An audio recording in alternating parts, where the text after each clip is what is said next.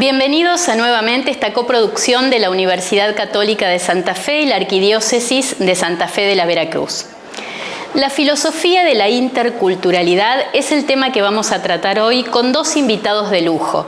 Por un lado, Alcira Bonilla, doctora en filosofía de la Universidad de Buenos Aires, y por otro, Eduardo Bior, doctor en ciencias políticas, quienes vinieron a participar de una jornada del Instituto de Filosofía de la Facultad de Humanidades y Ciencias. El tema de la interculturalidad nos permite pensar en la integración, en la multiculturalidad y en las diferencias y similitudes que tienen estos conceptos, pensar también en la situación geopolítica, el impacto que puede haber tenido la figura del Papa Francisco como líder mundial, cuestiones que tienen que ver con el modo en que los distintos países latinoamericanos y también de Europa han pensado sus políticas públicas en función de estos conceptos. Son algunos de los temas variados con los que hemos charlado con nuestros invitados de hoy. Así que, sin más presentaciones, los invitamos a ver el programa.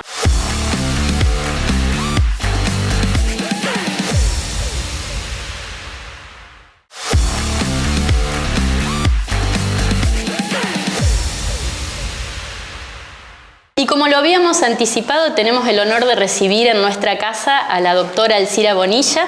Ella es doctora en filosofía y ha venido a participar de un encuentro sobre diálogos interculturales. ¿Cómo está, Alcira? Muy bien, realmente muy contenta de estar en Santa Fe y con el agregado de un día tan lindo. Así que estoy realmente muy agradecida por esta posibilidad. Bueno, un gusto recibirla aquí.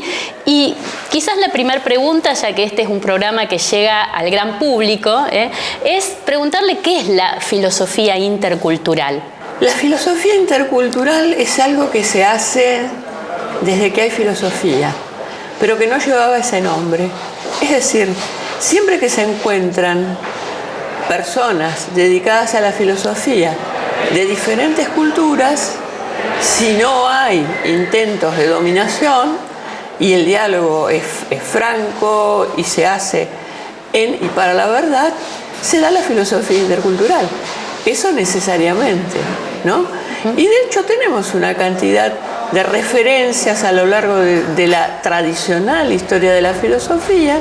Por ejemplo, recuerden ustedes que en el diálogo Parménides, el que lleva realmente el movimiento del diálogo es un extranjero, ¿no?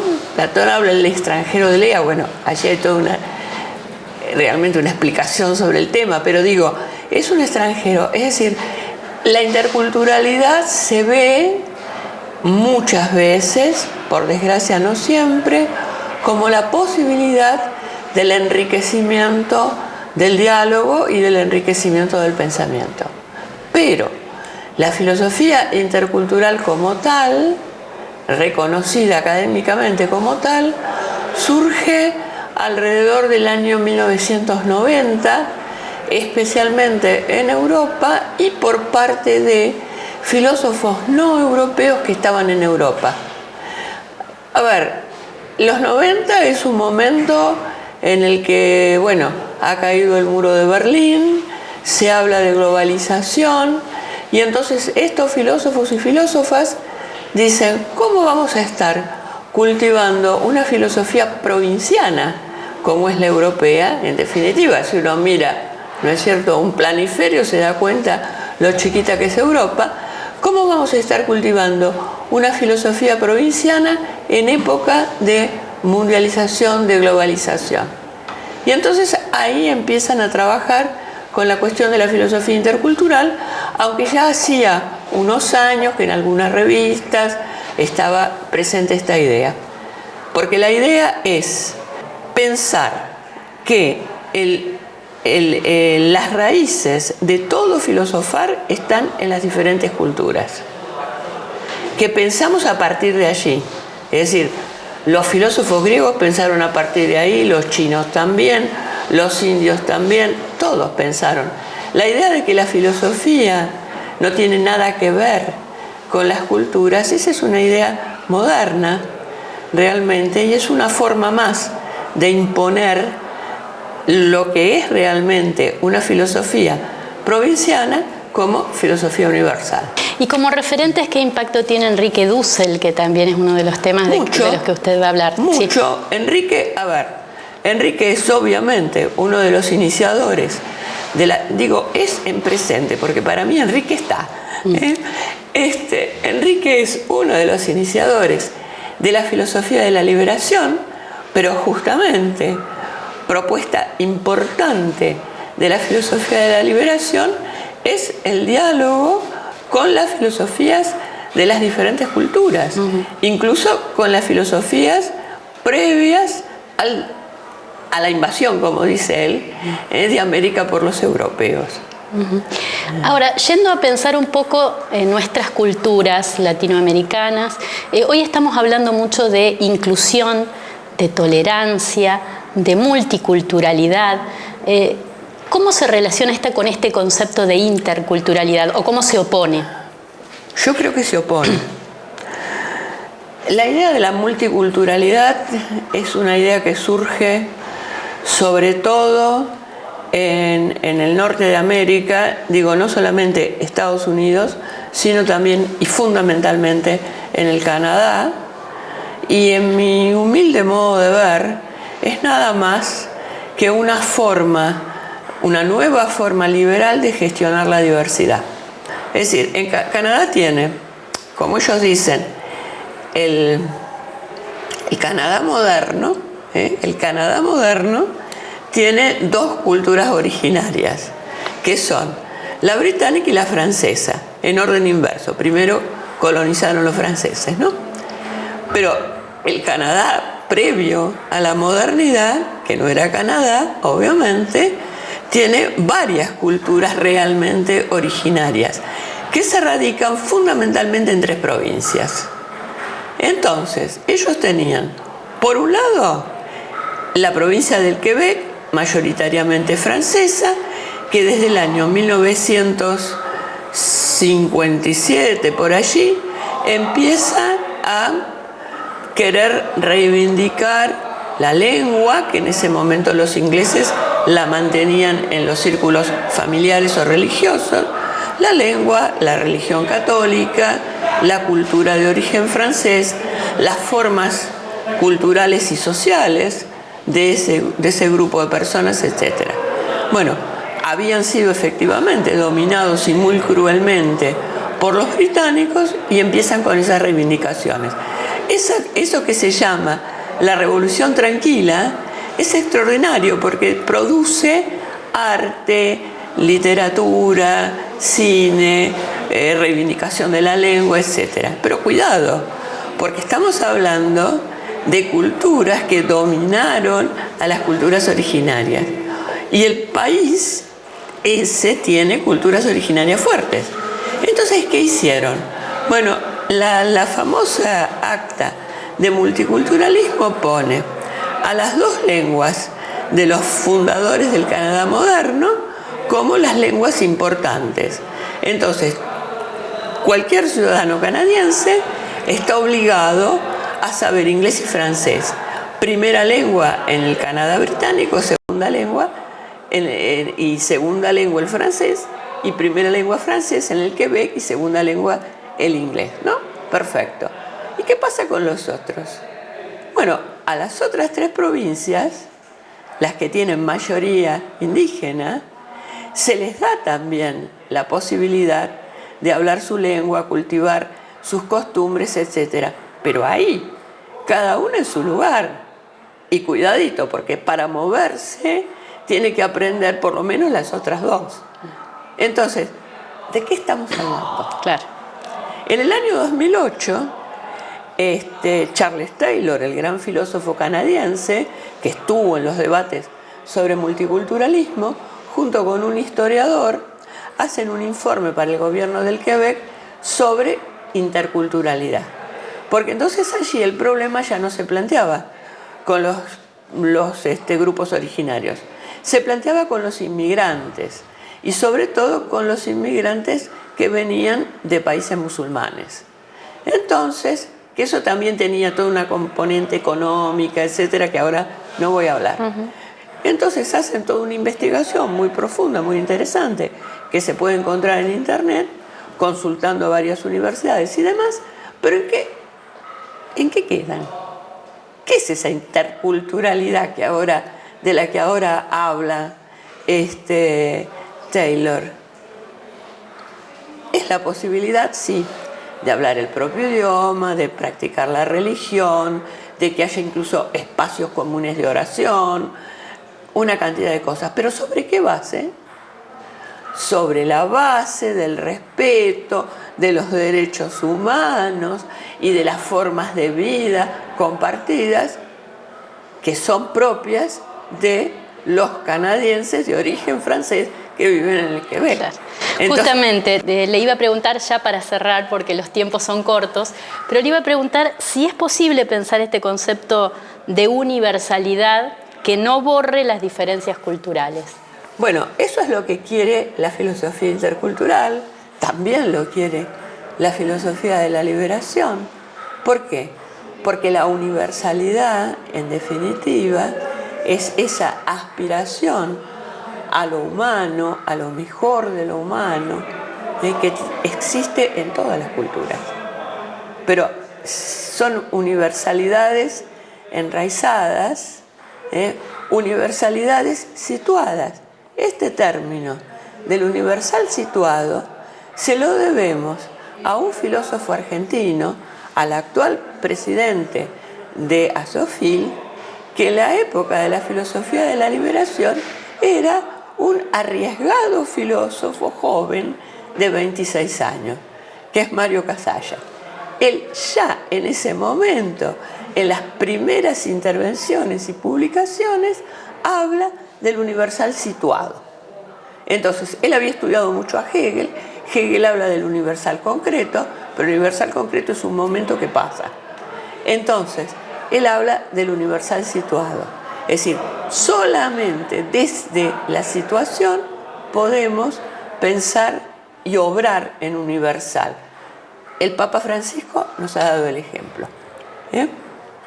Alcira, muchísimas gracias. Muy interesante y bueno, ojalá tengan una hermosa jornada aquí en la universidad. Gracias a ustedes.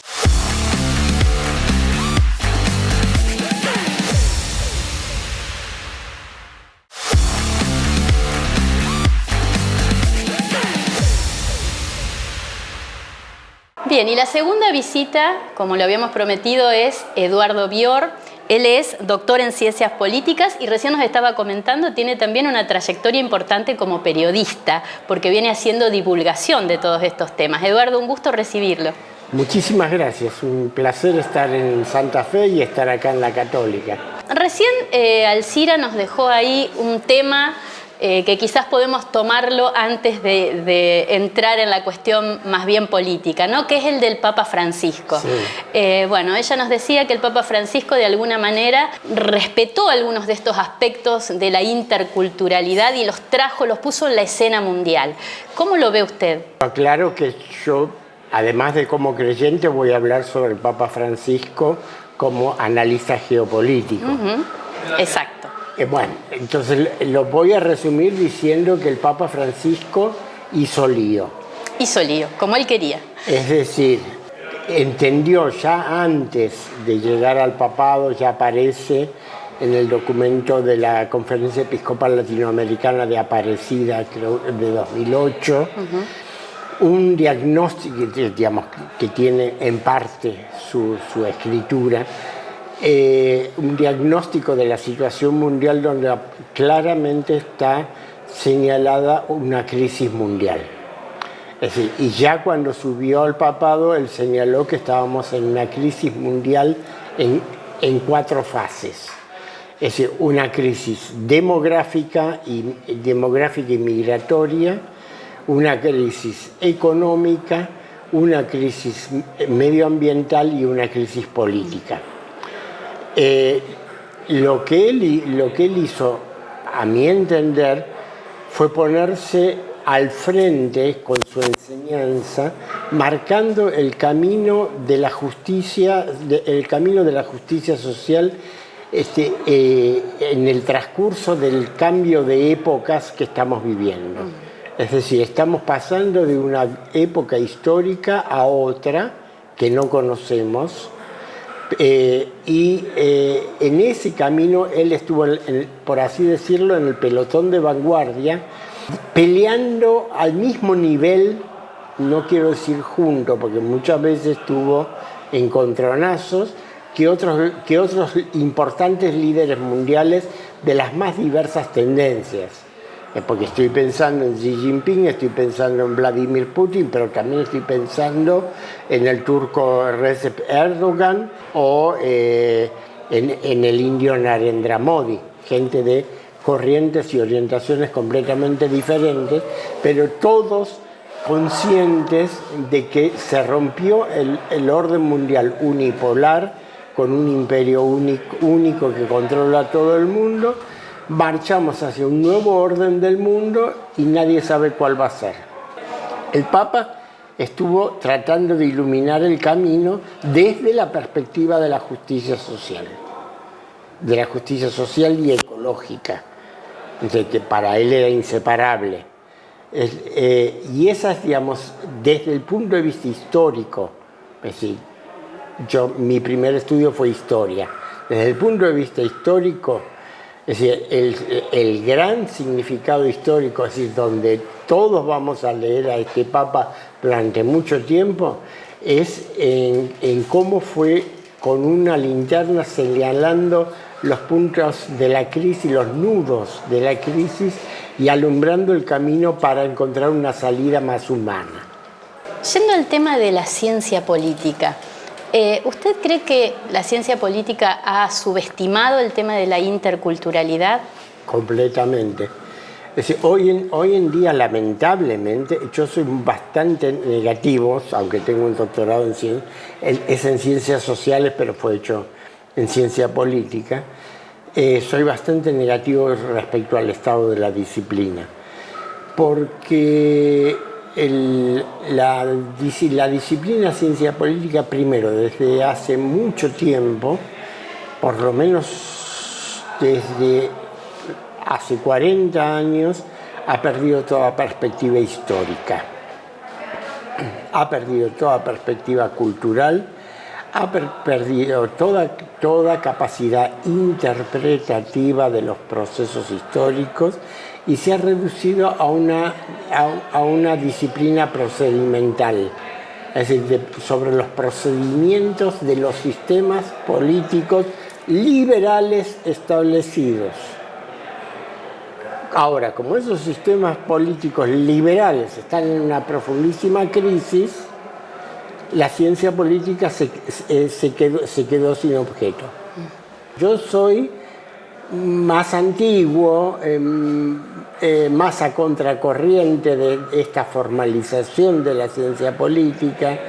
Yo prefiero, digamos, el pensamiento político del Maquiavelo republicano, el pensamiento político de Gian Battista Vico, es decir, un pensamiento político histórico que trata de alumbrar la politicidad de los más diversos y múltiples procesos históricos.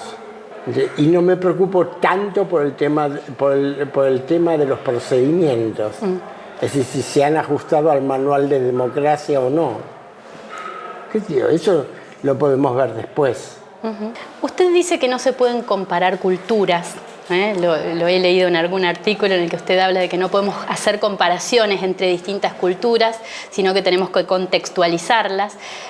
Pero la pregunta es, ¿hay lecciones que podríamos decir que se pueden aprender de algunos países latinoamericanos para seguir como faro, sobre todo en este tema de la interculturalidad? Sí, no se pueden comparar culturas o no se pueden comparar sistemas cerrados en su totalidad, pero se pueden comparar situaciones y el tipo de respuestas que determinadas culturas le han dado.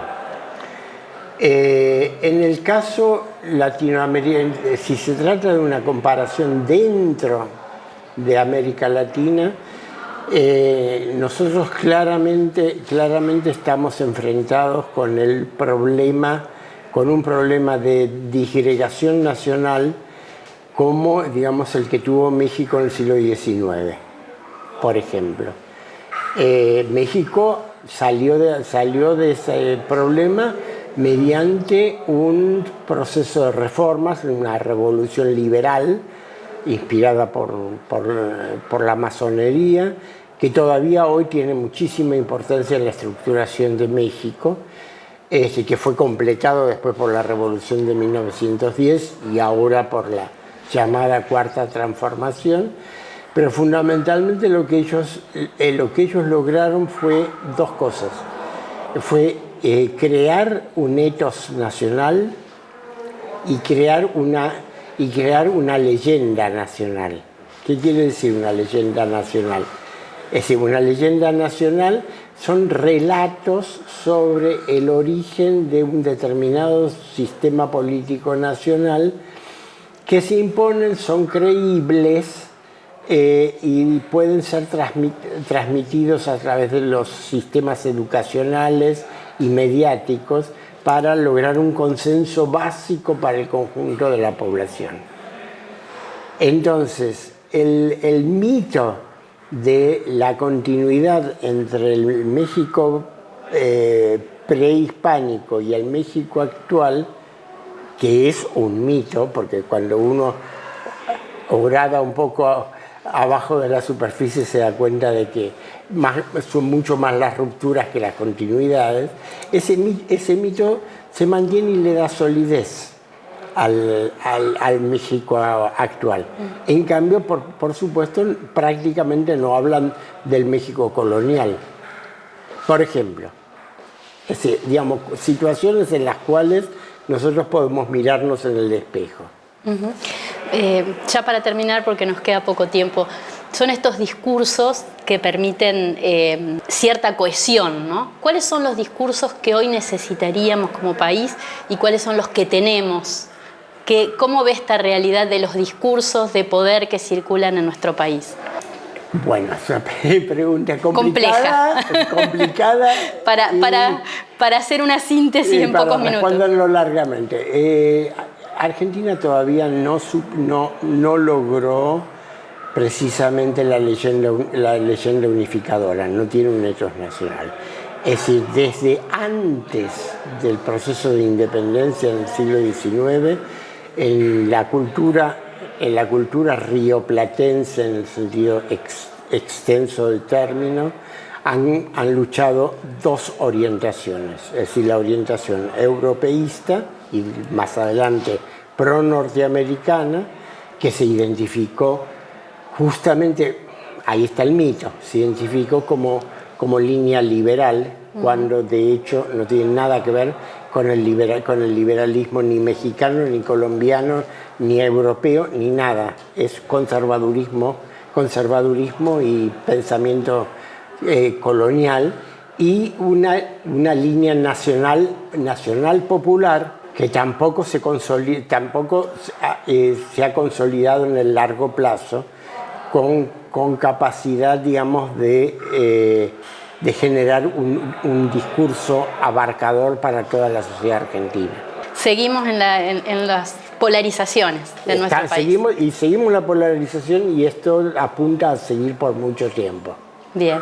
Eduardo, muchísimas gracias por ayudarnos a entender esta realidad, y gracias también por esta visita a la universidad. No, por favor, es un placer. Muchas gracias por la invitación.